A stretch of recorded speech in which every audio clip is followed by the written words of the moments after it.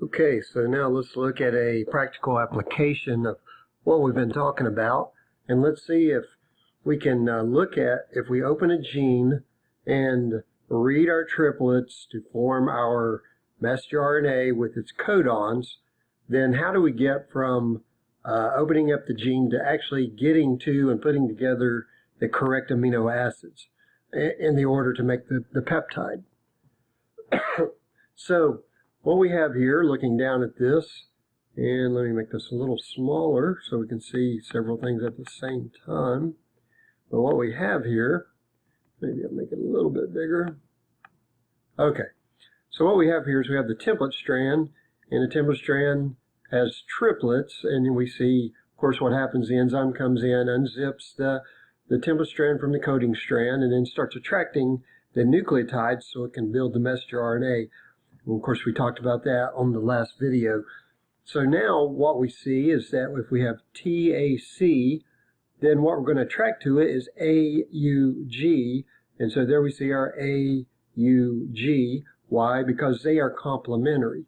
Now notice, this is DNA, the template strand is DNA, but what we're building is RNA. So that's why in RNA we should never see thymine, we should only see uracils.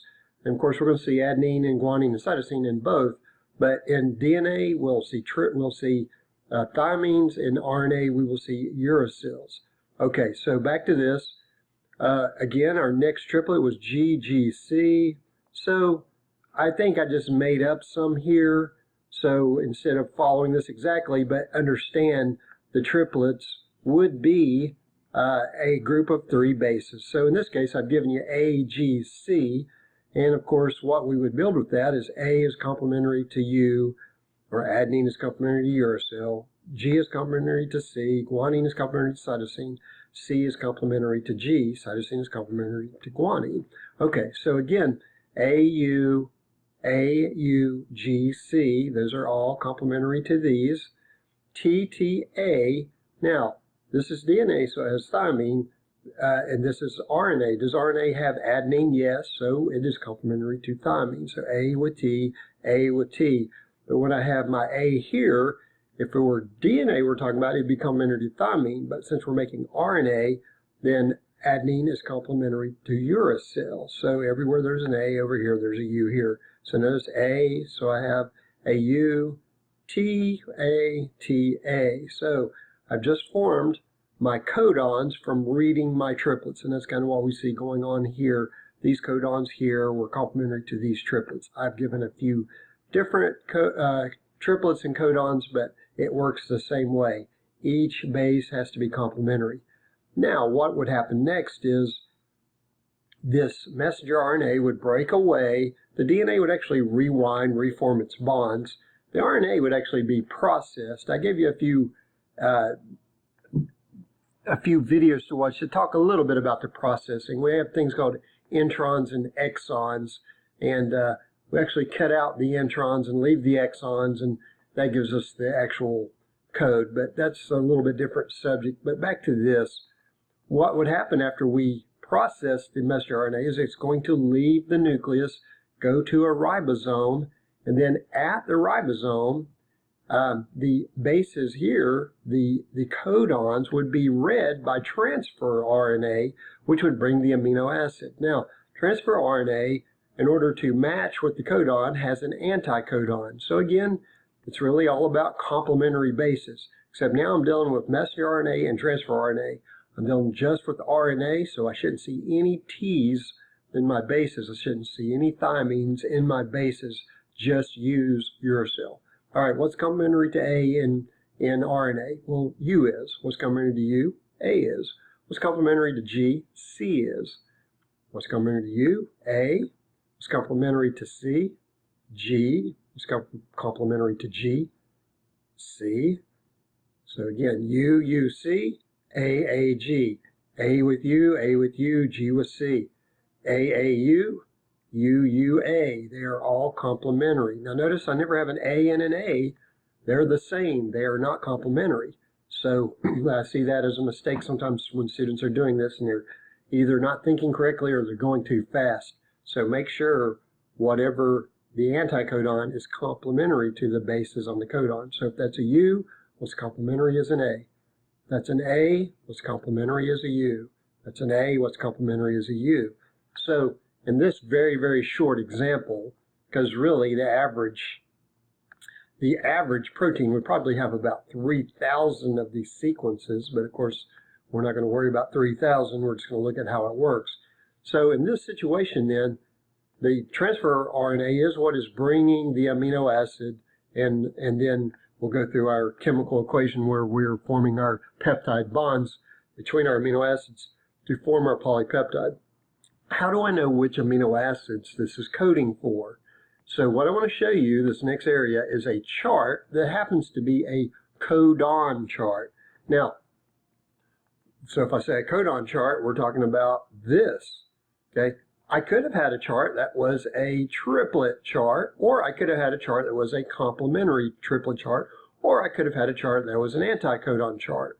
But what we have is a codon chart. So what we want to do next is learn how do we read this codon chart. Because looking at this chart, a couple things I want you to notice.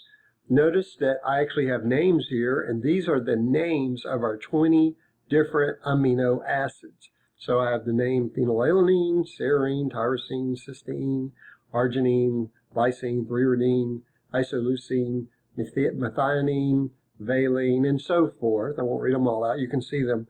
But notice that I actually have some of the names more than once. Actually, most of the names, so for instance, phenylalanine, I've got it 2 times there. Serine, I've got at least 4 times there. Leucine, I've got 4 times. Isoleucine, I've got 3 times. You know, so the thing of it is there are only 20 amino acids, but I actually have 64 blocks here, so I have to spread the 20 amino acids over 64 blocks. Now, what's important to understand about that is this codon here, UUU, only gives me 1 amino acid. It only gives me phenylalanine. It doesn't give me any of the other.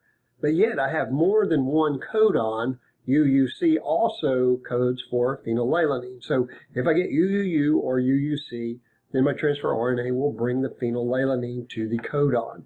All right. Again, UUA only gives me leucine. It doesn't give me any of the other amino acids. But UUG also gives me leucine. CUU also gives me leucine. So bottom line is we have 20 amino acids. Each codon codes for 1 amino acid, but each amino acid has more than 1 codon that codes for it. Now, in the practical sense, since this is a codon chart, what I did was I took our codon line that we formed reading the template strand, and I rewrote the codon line right here. Now, since it's a codon chart, we're going to use the codon line. Pull that down a little bit so we can see the whole thing. And notice I started out with AUG. Now, A is my first base, U is my second. So if I intersect where A is here, somewhere going to be somewhere through here.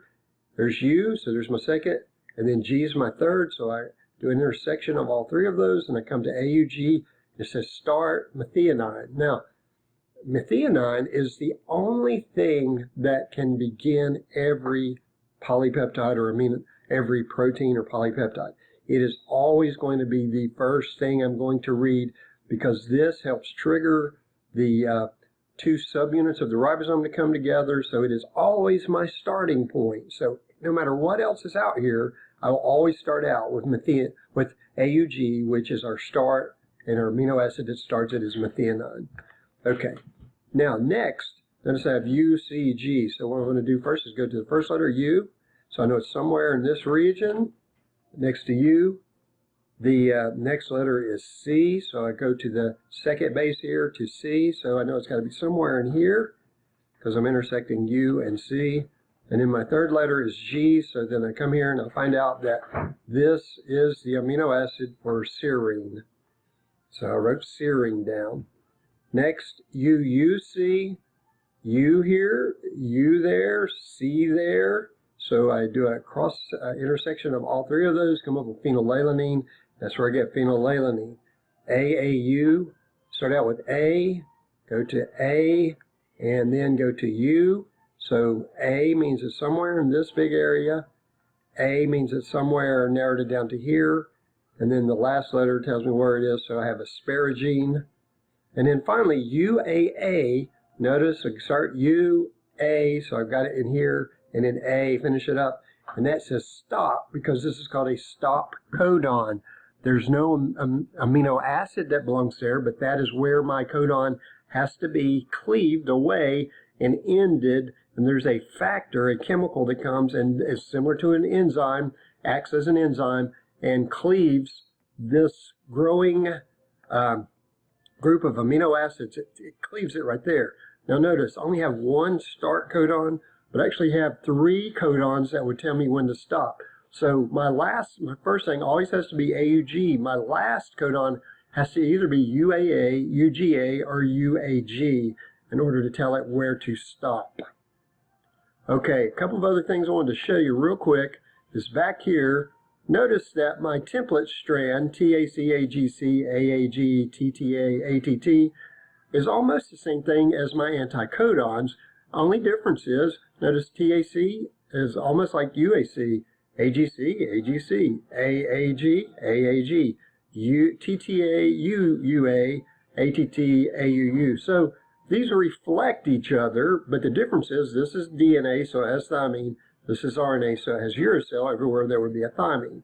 So here's my codon strand right here. So it actually would reflect my complementary triplet strand, except in the complementary triplet strand, where this is AUG, it would be ATG. Where this is UCG, it would be TCG. Where this is UUC, it would be TTC, AAU, AAT, UAA, TAA. But again, those reflect each other, but what we're really more concerned with is what is complementary to each other. So I hope that didn't confuse you, but I wanted you to see the relationship there.